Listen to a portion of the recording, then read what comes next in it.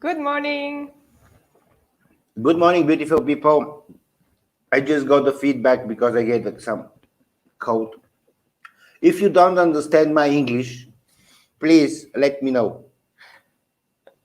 And also, please, for those who watching us, write the comment, say hello, and Where you come from, because we are streaming in different page and we want to know who is here. We know that there's people in the previous morning community were from Switzerland, some from Italy, UK, many different places. So it was great to see. in Cyprus, who of is course, here. my love, Yes, Bulgaria. of course, Bulgaria also. Yeah. So, what are we going to do, my love, today? The topic of today is about self-development. And for those who doesn't know what means self-development, because before I didn't know actually, and my self-development journey started when I was on my balcony in my own apartment, and I felt that something is wrong. I was walking basically like a tiger on this balcony, and I feel something is empty, something is missing for me, and I say I need to do something. I need to do something. There's not only going to work, coming back home, going to work, coming back home from time to time, go to holiday. It must be something different inside, I didn't give me this. I wanted to know more. I wanted to see what it's all about. And this is how I start my self-development journey with one guy, Robert Kiyosaki. Honestly, I didn't know what is network marketing. I was imagining, because I saw on YouTube, I imagine network marketing is something online, because it's network. And anyway, after I understand it's multi-level marketing. I start to educate myself. I start to go to university. And this is the way how my self-development journey starts. And honestly, it didn't stop and continues for maybe 6 years. I'm going to Tony Robbins for 5 years. I'm crew in Tony, and 2 years I'm being participants there. So, my love, what about you? Yeah, well, how my self-development journey started? Well, actually, it was a little bit like a dark time for me when I go to self-development journey. I just learned at that time that my son had an incurable disease called muscular dystrophy. I was just getting separated with my ex-partner. I was not talking with my family, and I felt very down also. And I started to look for solution. And how I started actually, it's with Mira, and also one quote that really pushed me forward. And this quote say, when you are no longer able to change a situation, you are challenged to change yourself. And this is from Viktor Frankl, who was in, maybe you know the story, in concentration camp. And he found a way to change his attitude, to change his perspective, even in these terrible moments. So I got inspired, and that's how I started. So today we will talk with...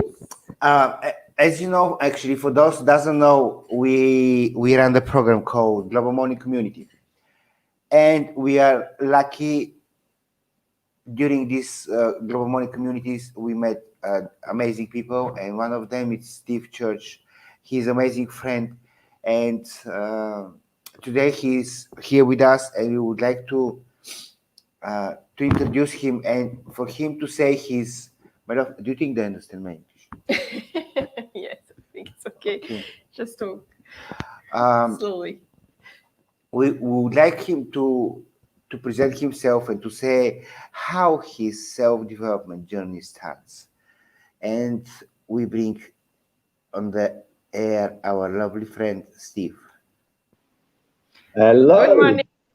Good morning, and Kalimera from Paya in Paphos, and it's nice to see you guys there. And we're here to talk about self-development, particularly with me. So it's a little bit of a strange thing to have it focused on me for a change. So okay, I will continue and explain how it sort of evolved to get into this. Basically, I'm from the UK. I've lived in Cyprus 17 years, so I immigrated in 2003. And yeah, basically, I'd already bought a townhouse as an investment here while I was working in the UK. And my job came to, well, it came to an end, really. Basically, got taken over my company that I was working for. So to start a new direction, a new life, I came with my wife at the time and my two children who were about 7, 8 years old, boy and a girl. And so we came to Cyprus, and I don't know if you remember, this is a time where Cyprus wasn't actually part of Europe. So, you know, it was an excellent time to come to Cyprus. There was a lot of opportunities, and I had somewhere to stay. I had this townhouse, which was like an investment and a holiday home, but we decided to immigrate. And I kept the house in the UK to keep my options open and to really try to see what we can do. And it was going to be a wonderful experience for the family. So that was 2003. We started a business and we started to work and develop it. And I think over the next 2 or 3 years, it just went through the roof. Absolutely fantastic. I ended up focusing mainly on maintenance work and also property management. And yeah, I think I had something like 7 people working for me within a year or two, or something like this. It was wonderful. We bought some land as well, 2004, with the idea that we needed a bigger property because we had a boy and girl. It was just 2 bedrooms. And so the idea was that we were living the life and we had all these dreams, and to build our own property was something that was very exciting. So we got the land, and then we started the process of permissions and all the planning requirements and architects, blah, blah, blah. So, you know, it was a very exciting time for us.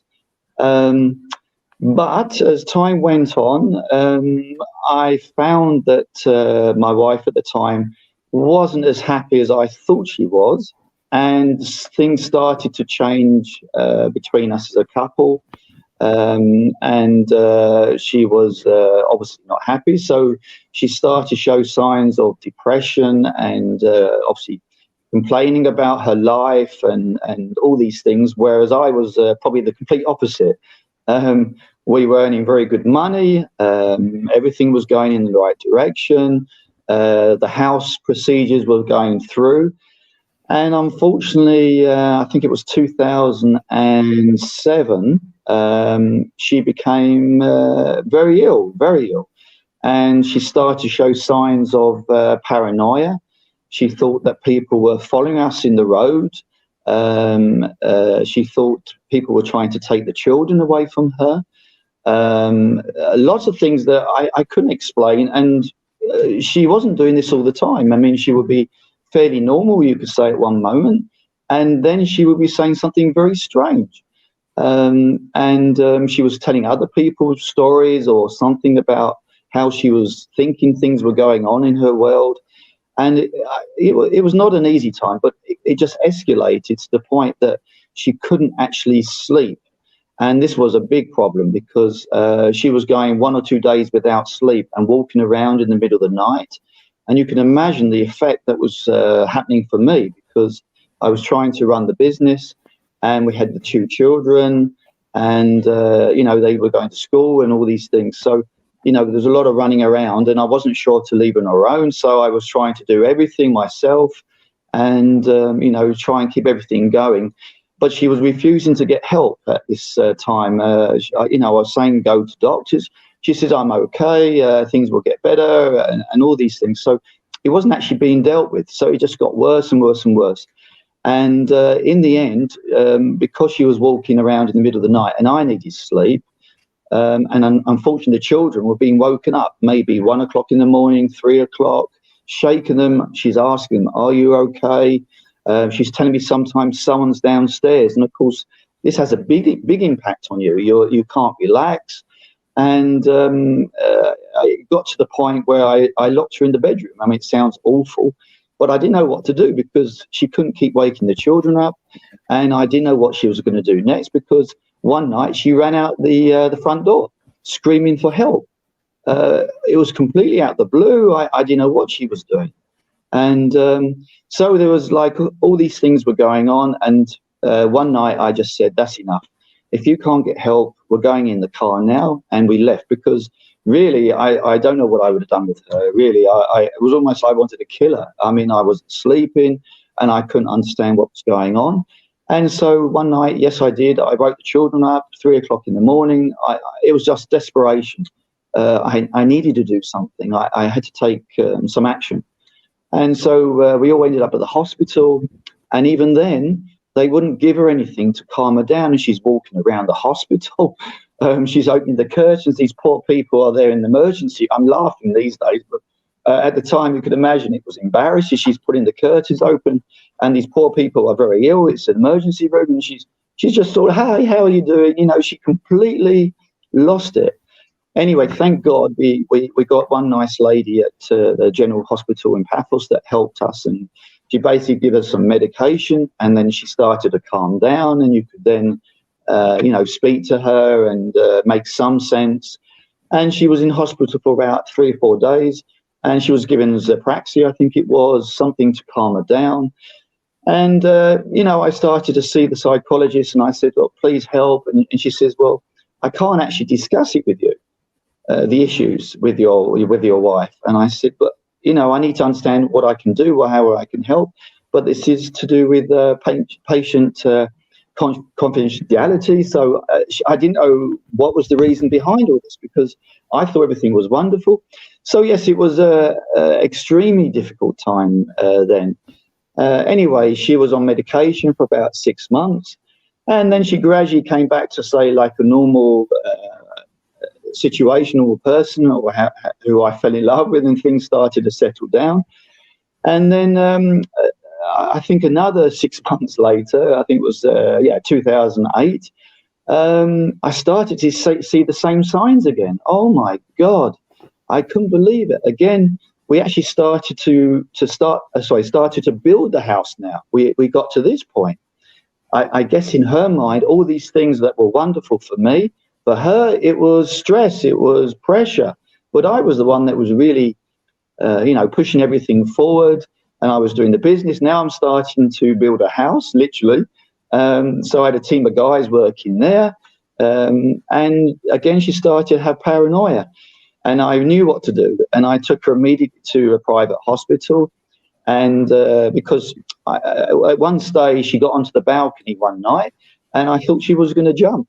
She really was starting to be suicidal, and I thought it's just going to be stopped, and she's got to be sedated or something. But when you're speaking to people, how can you prove that someone's going crazy? You could say it's so difficult to get help. It really was. So the only solution was to take her to the hospital, and she stayed in there 2 weeks. It cost a lot of money, but I didn't care at the time. It was wonderful. I had disconnection from her, and I could sleep, and the children were okay. And she became like a vegetable there. She was a zombie. She was incontinent. I was feeding her with her food every day.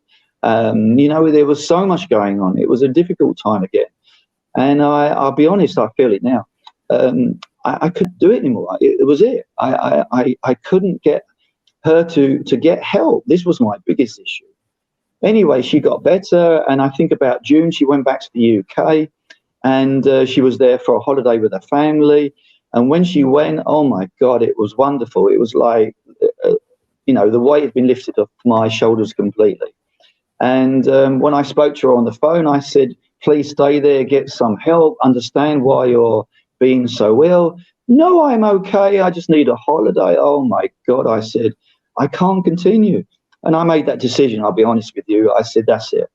When you come back, I can't live with you anymore. That's it. I can have the children, or you can have the children, but I will be there every day. But I said, I just need to separate this. And that's when I started the separation proceedings when she came back, and we lived separately. And it wasn't ideal as well, of course, because We had the children, and I had to be there every day to check they were okay. Anyway, as time went on, she wanted to leave to go back to UK because she said that she wasn't happy, which may have been part of the reasoning behind everything. I really don't know. So anyway, I was worried about this. I put the children on the stop list so they couldn't leave. And so then we had to go to court, and then the children started to hate me because they felt I was doing something bad. And as time went on, I think another year or so, etc., you know, they weren't talking to me, wouldn't want to see me. So in the end, I decided to stop. That's enough. And I took them off the stop list, and they went back to England. But within only a few months, they were misbehaving. They weren't going to school. They were doing what they wanted to do. She wasn't strong enough to control them, and she was becoming ill again. And, you know, it was repeating again everything. So in the end, I had to go back and collect them, and which was wonderful. I mean, really, to have the children, you know, under my wing again, it was amazing. So, and I had them for 3 years. So, but all this time, this was the lowest point. But this is where I really felt that I decided to ask myself to understand her, but also myself. You know, why is this happening to me? What is it that I can understand about this experience? So it's like you could say a trauma when it really started to, you know, kick in. I mean, I understood about life, and I liked Dr. Phil many years ago in UK. He was doing seminars, and you know, he was on TV, and it was interesting. So I knew something, and I read his book. So I had some idea, but it was just a dabble. It was just a dabble. There was nothing else than that. But when I went through this experience with my wife, I started to ask all these questions, and particularly for me, because with all these experiences and the stress that I had, it was like I had someone's knife in my chest. I felt like this weight, this guilt, because I had left her, and all these things. And this is why I started to understand why do I feel like this, and what is, even at a subconscious level. And I was reading books again, and I was reading, I think, Louise Hay, How Can You Heal Your Life? And I was understanding from her perception, and, you know, it has like a list of all the illnesses you can have through your thought and the emotions that you're, you know, keeping inside of you, and even depression, my ex-wife experienced. This, I believe, is suppressed emotion, and this is why depression comes out. But if you don't release it, this is what happens. And this is what I didn't want to happen to me, because I had the children. So, you know, I wanted to make sure that they had some stability in their life, and I wasn't going to go the same way. And this is what I did. So, you know, it was a difficult time, but I dealt with everything. I understood myself and my feelings, and with reading, etc., I brought myself out of a rut. I remained positive. I had routines every day. I was going to the gym, keeping fit, which I've always done since I was 18, and now I'm 40 plus, as Casimir would say. And yeah, you know, this gives you a focus, and you're not looking at all the doom and gloom. And you know, I formed all these sort of rituals every morning, and I continue with my life. And but of course, you know, I needed a woman in my life. I think it was 2012 I started Latin dancing, because I was looking for ladies, of course. I needed to find some love. And I started to do these things. And if people don't know, Krasimir is also a salsa dancer. So we didn't realise it's until later, once we got to know each other. But anyway, yeah, so I started dancing, and I got quite reasonable at it at that time. And I started to travel around the island. So, and then I met a lovely lady. She was in the Turkish side of Cyprus, so she's a Turkish Cypriot. And we started a relationship, and basically a miracle happened. It was my daughter was conceived, but it wasn't planned, of course. So we ended up getting married, and unfortunately, only after a few months, I could see things were not working out. And then about 2 years ago, we split. And And then again, oh my God, I thought to myself, what is happening? You know, you start to ask, why is this happening to me? And rather looking externally, I started to ask the question, you know, is it I have something inside of me, or am I attracting the wrong ladies in my life? You know, you start to ask all these questions. And because we had our daughter, I just continued and I did my best, you know, in the relationship, but she wasn't happy. And then again, in being in Paphos, because she's from the north. And eventually she went back to stay there. So this was 2 years ago. And so we've been separate, and I've been traveling pretty much every Saturday to go and see my daughter and have some relationship with her. It's been very expensive. I'm traveling maybe 200 or 300 kilometers in Cyprus. Everyone thinks I'm crazy. I see my daughter, and I, of course, mix it with Latin dancing, this type of thing. And then it goes back to the coronavirus. This was something that hit us in March, obviously, this year.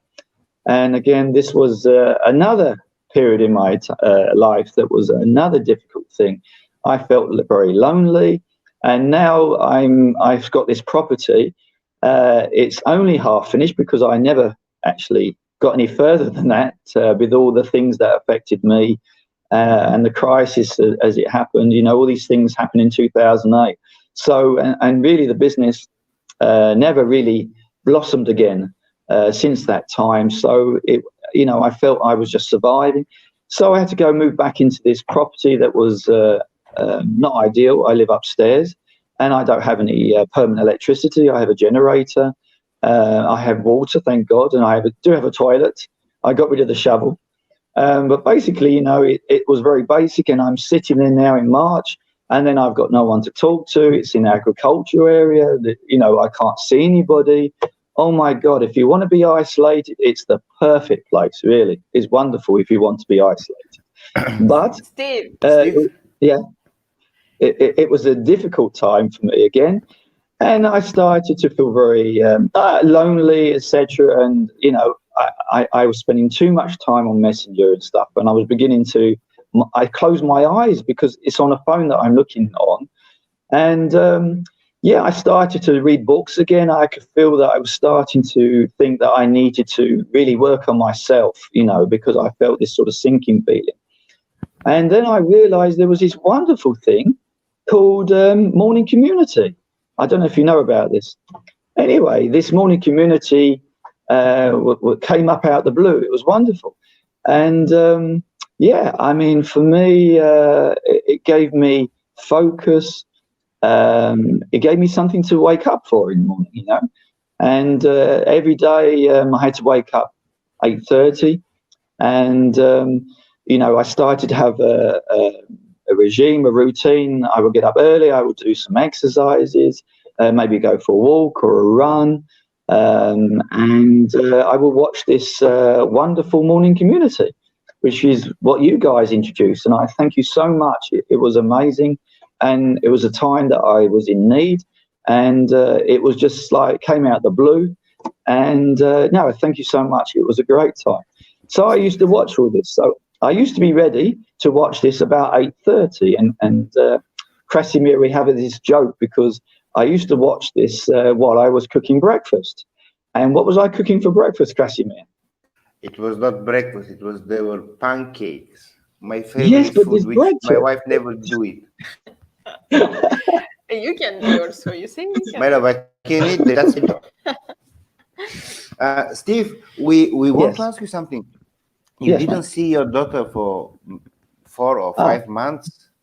It was 5 months. 5 months. I've only seen her twice now, pretty much 6 months, I would think, actually. And I only saw her, I saw her the weekend just gone. It was 2 weeks before that. So 3 weeks ago was the first time in 5.5 months, because I was not allowed to go across to the border to cross. Of course, they closed the borders at one stage. Yeah. And also, as time went on, it was frustrating because they started to allow some movement, but it was for Cypriots and not for anybody that's a resident here. So it doesn't matter if you've been here 30 years, you were not allowed to go across. You had to have a virus check, both sides at that particular point. So if you go across, and then again when you come back, you know, even if it's for a day or two, which was like a little bit crazy. How did you feel? Yeah. How did you feel? You didn't see her for so long. How did you feel? Well, I felt obviously not perfect, but with modern technology like we're talking now, you don't have complete separation. You can talk to her, she can see you, and for her as well. I mean, she's only 5 years old. It was a difficult time for her. I mean, I couldn't hold her, I couldn't kiss her, couldn't have fun with her, kick the ball. You could imagine, even for her, it was a difficult time. But we had contact. It was something better than nothing. But I was always feeling it's just time. I always feel I'm a positive person, and I don't look for the doom and gloom. And this is why I hear other people moaning about this, moaning about that, and it's nothing when you're separated from close members of your family. And I even hear stories of people in the hospitals, that they can't visit relatives because of the virus, and they may be dying. And there's lots of stories that people don't understand. So when you hear these, I always feel there's somebody worse off than yourself. I feel this every time. And to be grateful, to be thankful what we have. I have my health. I have a wonderful family. I have the 2 older children. My son still lives in Paphos with his girlfriend. I have my oldest daughter. She's in the UK. So, I have people around me. And, I focus on the positive sides every time. Even if I feel I'm sinking to the negative, I keep going. I know things will get better. And even now, my work situation isn't bad, but I believe that it will get better. I focus on this. I cannot be, spending all my time and energy, focusing on these things. And even the last few weeks, because I saw 2 morning communities, I'm still watching YouTube videos, with the various people. There's Peter Sage, there's Alan Kleinhans, They're our friends from Morning Community. Yes. Yes, these people are on your shows.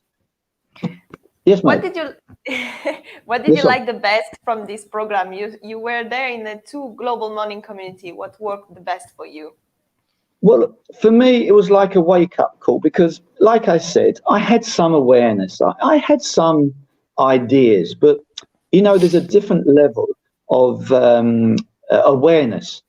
And this develops with practice, with time, with meditation, with focus. You start to increase that level. And for me, it started to give me all the tools, I can say, the morning community and the people that were on it, Monica, Barbara, all these people. It was like, started to click. I mean, even the fact that you were offering this morning community and you were doing it for, I can't remember the period of days because it varies. That was it 30 something, 40 days? I can't remember. Okay. It was 30 days at the beginning. 30 days. Okay. So for me, this was like, a wake up call because I was doing things, you could say like I had a vision board. I was doing affirmation. I was dabbling, but it wasn't a constant process. So I started to understand that, you can do it one day. Yeah, I can read something. I'm spiritual. I do these things. I'm okay type thing, maybe a bit of ego in there. I know everything. I don't know. But, it takes time and it takes focus and concentration. And this is what I didn't understand. But with the morning community, when it was being explained to you that you must do this consistently, and you were given the tools, the way of doing this, and each person that was in the, even for love, George and Pat, things they were saying, go on dating site. What a wonderful time. Very sensible, ideas to help people, at that difficult time. And this is what I was doing. I was listening what was going on, and I was starting to take from each individual person some points that I found for me particularly very interesting. And I started to develop what I felt was like the right things for me. And when I started to concentrate and focus, this is when I really started to feel different about myself.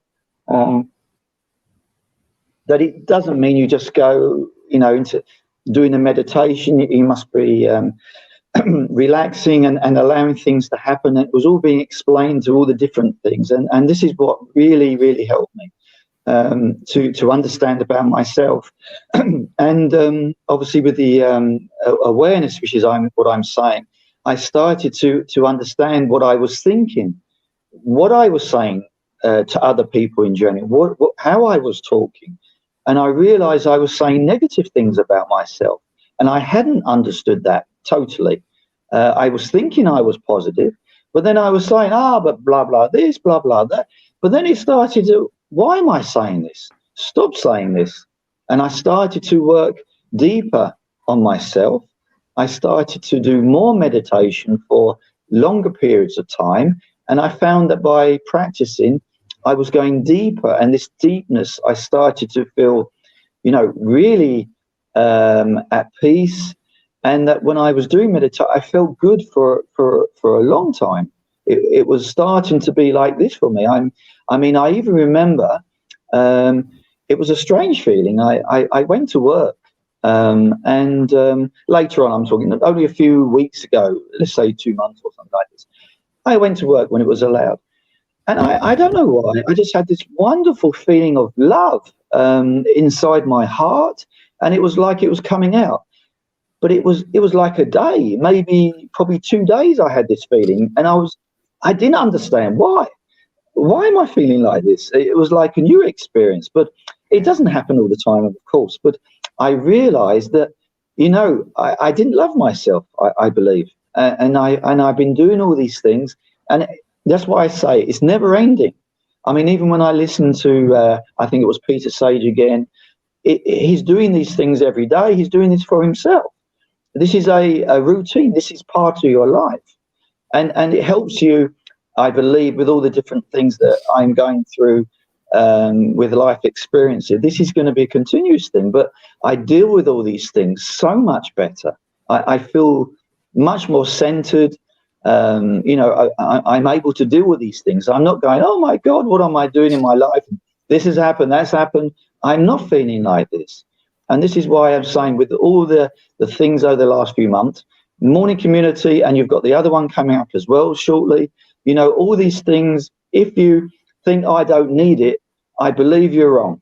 This is something that you should take on board to understand yourself. And if you want to change your life, if you want to do the life that you deserve, these are the tools, the steps that you can start to take to change your life for the better and become a better person, which is what we're all trying to do. Yeah. We speak with many people from the money community. Even now, this Sunday we have a pizza party in Limassol with one of the coaches. But we spoke with one of the girl, and she moved from she's from Germany, and she moved from Cyprus, and she went to Austria, and she followed her dream. And I asked her if she can send us some small message. So she sent a small message, but she's not the only one who get all this kind of positive and changings in herself. Me also, Clementine also. She still doesn't want to make me massage, but this is maybe other global money community. It's another subject. You don't want to invite me for pancake, but this is maybe another money community. I don't know. God. You're never going to forget. Never.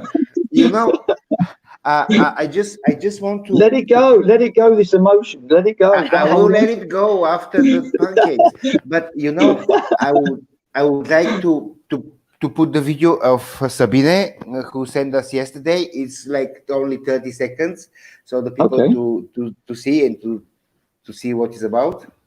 Okay. Hi, beautiful people. I'm Sabine. I'm living now in Austria. I'm from Germany, and I wanted to share with you why I love the global morning community so much. It helped me to follow my dreams, to make the right decisions, and to be happy in life. And I'm looking forward to see you in the next one. Come on, join us and have fun. So Excellent. this is Sabine, and Yeah, she had a lot of challenges in her life. oh my God, and yes. about taking decision also. And after the was it the first global morning community or the second, she decided to move to Austria On the second one, and in to the second follow her Ah, dream. okay. yes. Wonderful, wonderful. I think that's what it is that, when you give something focus and, it gives it energy and then you start to understand more about yourself. And yeah, it's wonderful to hear people's stories. I think this is why, it gives people hope. And, they understand that they can also do these things in their own lives and to move forward and to improve everything and wonderful. So, You know, so Steve, yeah, what I think, we live in very busy life. I mean, do you know our memory is shorter than the golden fish? Why I say this? Yes, yours is, yes. we lose completely focus because with Yes, all this information around us, there's so much information, and we lose. Well, do you think we discover again French accent? I don't know. And we lose the focus of us being seeing ourselves to see how we live the life To be most of the aware. time. Okay, me, I'm the same, all the time on the phone, Clementine is on the phone. I say what I'm doing, what I'm doing. I see the table around me, they're on the phone again, and this is again and again. I have a people which they're even addicted to Instagram and to other things. And yes, what I mean, each of us, when we are alone, we look and we know something is missing. I cannot see, I didn't meet the person who is honest and to say, yes, man, I am 100% happy, because when you're on your own, you get the answers. When you're on your own, this insight is talking to you. But when we are out with all this noise, with all these people, the ego is jumping, and you say, okay, I'm okay, man, these things, and yes, you go and buy the phone for money which you even don't have, just want to show off what, or you want go next to one palm tree, make your smile, put it in Facebook, and you're really enjoying the likes you have in the Facebook. This is not the yes, real. yes, And when you say about yeah, self-development, they say, no, I'm okay the way I am. I know how to love yes, myself. That's yeah, amazing. If you know, yes, yes. keep doing what you're doing. Well, this But this is the ego talking, isn't it? And this yes, is the yes, problem.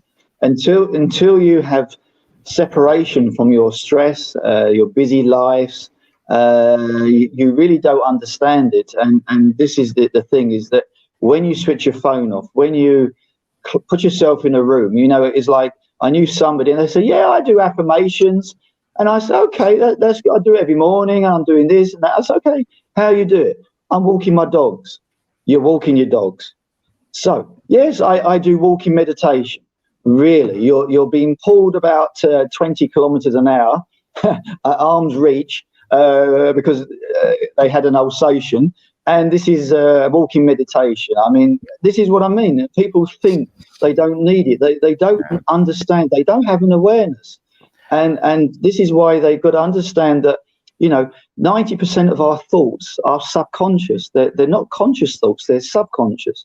And we're repeating these thoughts every day, the same things. So yeah. this is why we get stuck in a rut. We repeating the same behavior, etc. And this is why we need to stop these thoughts, take control of these thoughts, and then we can start to see and go inside and start to deal with these things. Because I don't believe anybody doesn't need self-development. Nobody. We've No, all got some issue from I when we agree. were children.